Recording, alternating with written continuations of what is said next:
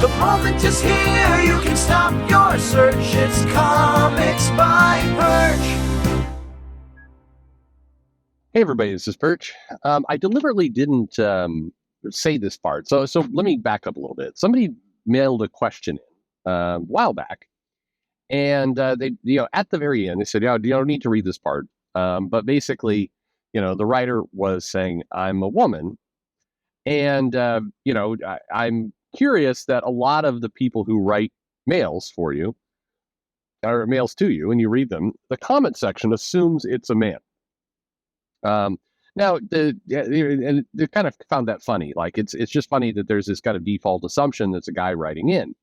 Now, to be fair, like the person who wrote this wasn't saying like, fuck those men, or, hey, women need to be represented. Nothing like that. There was no like, this is an injustice. It was purely just kind of an interesting observation that a lot of what we assume in comic fans are men. And this tied together with a conversation I was having with someone else recently. Believe it or not, as much as I've talked about it, more lately for some reason, I'm not sure why. I don't watch a lot of pro wrestling. Once upon a time, I did. I used to watch it and enjoy it, and it was relatively fun. It had an interesting effect, which I think there's probably a video in there somewhere around the parallels to comics where, if you've seen a certain handful of wrestling storylines, you've seen them all to some extent. Like it does tend to, it's like, oh, there's a heel turn. Who is the Big Show? Does anybody remember the Big Show character? I flew on a plane with the Big Show at one point, and it was, God, the guy went to the bathroom, Paul White, and like they couldn't shut the door, so they had to roll like a cart so he could like kind of stand outside the bathroom and pee and still have some privacy. It was pretty nuts. But anyway, but I remember the Big Show. They turned him good guy, turned him bad guy, heel and face. They kept flipping him over and over again so much. And if you've seen enough of that, you just kind of lose interest over time. And I suspect there's a nice parallel to be talked about with comics where, you see some of the same gimmicks rolled out and you just naturally kind of get a certain level of disinterest or apathy to it. But I was talking with somebody around pro wrestling and kind of the fans there. And I said, a lot of guys are into pro wrestling.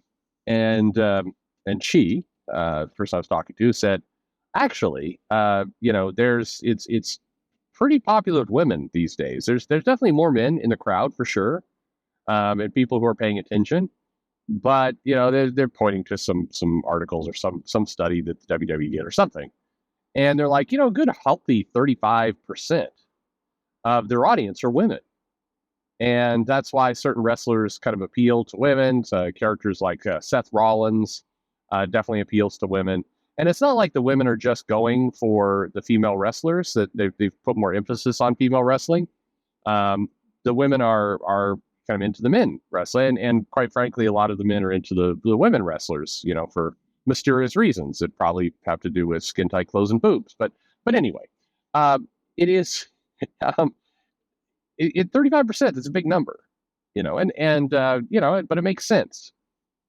So I turned on, oh God, what was it? One of the events was happening when I was recording this video. Backlash, I think, was the name of it. Anyway, I turned on Backlash a couple days ago, and there was this live event. And they, and sure enough, you look out in the crowd, lots of women in the crowd. And comics is the same way, no matter what has happened, no matter what has gone on. And kind of the humor is, I remember in the 90s when Vertigo was going strong, and you'd see these articles show up in comic book resources. No, it wasn't resources, comic book newsletter online. Anyway, the newsletter, the one that Peter David wrote for. I should remember that. There were all these op-ed pieces about how, we've got to get women into comics, and, we can't survive on just boys alone. We got to get women to comics. And so it's like, this is Vertigo is going to get women into comics. And sure enough, the clientele that came into my store, there were women who came in. Certainly some women were attracted to Vertigo. I found that a lot of women were attracted to Teen Titans and books like that, the X-Men. The X-Men always had more of a male-female breakdown of kind of demographics. But there was this, we're finally going to do it. And then fast forward to kind of 2006, 2008, the Marvel Knights periods, like this is going to bring women in. and the Ultimate Universe is going to bring women in. And then we get into kind of the Marvel Now, Marvel New, Marvel All Different, and that's going to bring women. Like, we're finally going to get those women. And it's like, we got to do these slice of life stories because this is going to bring in women. There's been this almost steady 30-year mission to say we're finally going to make this not a boys, industry. And, and then 2 nights ago, looking around on Twitter, and I see, Heather Antos talking to somebody. I don't remember who the somebody was, but it was one of those. One of the people that's always barking around making noise, and they're like, "This is a boy.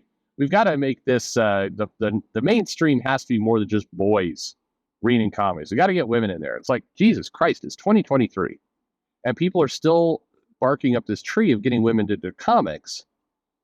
You'd have to just at some point admit that's a failure of a mission if you've been on this mission for 30 years. But here's the thing. It's not a failure of a mission because you do have women in reading comics. You do have women fans. You actually have a decent amount of them. Kind of like wrestling, and I've said it before, 30, 35%, 40%. I mean, that was the male to female breakdown in my shop. And when you go to Comic Cons, you see plenty of women there. Like plenty. I don't know what the breakdown would be there, but I would say it's probably higher. Probably that's getting closer to 40 to 50%. So, one, why for 30 years have we been on this mission to get women into comics and say we've got to do it? It's a priority. And, and not admit like, hey, we seem to be fucking it up because we still say it's a desperate need to get women into comics. And if I'm saying that over and over and over, I have to wonder about what I'm doing. But at the same time, not recognizing that we actually have a lot of women reading comics. It's been successful. So what is your problem? What is the mission you're trying to solve? When I saw this with Heather, and Christ, I wish I could remember who she was talking to. Anyway, and on the tip of my tongue, after I finish the video, I'll know it. But like, what are you bitching about? Like, I think this is legitimately something where you could say, hey, we did it. Thank goodness that back in the 90s, they put effort into, getting women into comics, and we got women into comics. I mean, I don't get the problem that we're trying to solve. What is the solve? Do we want more? Is the goal to get like 60% women in comics? Is that a good idea? Why would we want to do that? Don't you just want to grow your audience, whatever they are, men or women or anything?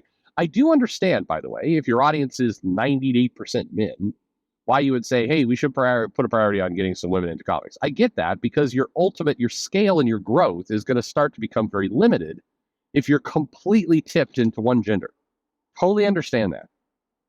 But particularly with these two genders, the only two genders of men and women that represent, a 50-50 rough breakdown, you'd want to go into that. You'd want to make sure that you're catering to that bigger audience.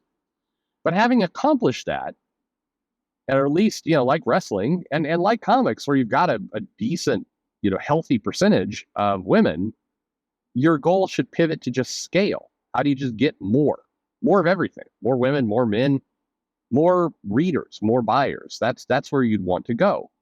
That's where comics is at. We are not in a stage where comics has this insane imbalance. But it is something that's wired into us. So like the original mail, the person wrote in the mail, like even, the videos like this one comments, we all kind of just assume it's a guy. It's a guy writing this. It's a guy putting in this mail. This guy must be crazy. Unless we explicitly state it's a woman. That is kind of funny. That's it just shows how wired it is into our minds. But I am stuck wondering, like, what is the mission? So now when I see somebody that says we got to get more women into comics, my thought process is, no, you're saying that as like a slogan. You're not saying that as an actual goal because it doesn't make any sense as a goal because that goal has largely been met. So that now you're just saying it to kind of, get people to, like and subscribe or get people to love you. That's what you're doing. It'd be like if it's the equivalent of me saying, you know, hey, let me throw out a bunch of buzzwords here to try and beat the algorithm. Does anybody like BTS? They are very popular as a band. BTS is the best. I don't know. Also, yeah. Anyway, that's just me fucking around with YouTube. But I don't know. This is to me. I think the goal, if I was a publisher and I was doing this, would be I would actually go very public. I wouldn't continue to bemoan the fact we don't have women. I think that's a turnoff, frankly, to new readers, men and women. If you're saying we need to get women to read comics. If I'm a woman, I'm like, why aren't women reading comics? If I knew nothing about it, in the words of my daughter, that's very sus. I would be more likely to stay away. I'm more likely to go in for a comic if the publisher is going, man, we love our audience. Got tons of men, tons of women that read our comics, boys and girls, all ages. We got a little something for everybody. And man, what a great family we have here of customers of all men and women. Everybody's here. You want to be here? Everybody's here already. That's how I would promote it. If I'm a comic shop, I would definitely promote it as, my clientele has everybody. My clientele has men, women, old, young. Like a lot of people come in here. I wouldn't go, yeah, we're about 95% men, especially horny men. But we need to get some more women in here for the horny men. No, I mean that would be a bad idea. That would not bring in women, or rather new customers. I bring in new horny men. But other than that, no. That's my thought here is I'm not sure. I'd be basically focusing on, look, I got a lot of different people here. Look, I need good quality stories. But, in terms of this desperate need, and you keep it coming, we've got to get more women into comics. Maybe you should celebrate that there are a lot of women in comics. How about that? I mean, it's an opportunity for you to kind of point to, the Neil Gaimans and Grant Morrisons, Rachel Pollacks, and people in the in the 90s who helped set up, Vertigo. And not the Vertigo, bro. There were women in comics before Vertigo. But that was one of those efforts that largely worked. It brought in a lot of new people. Maybe you should do more of an effort to kind of stand on the shoulders of those people, celebrate them. Like, isn't it awesome that these people helped, bring a whole new audience into comics? How awesome is that? And then, talk about how successful you are, as opposed to talking about what a sexist pit you have. That's what I would do. But what do I know? I'm just some guy. Wait, no, now I've got trademark infringement. Anyway, what do you think? Why do we assume it's men? Why? Well, I mean, also, men are the ones probably fucking around on the comic boards. There you have it. Thanks for listening.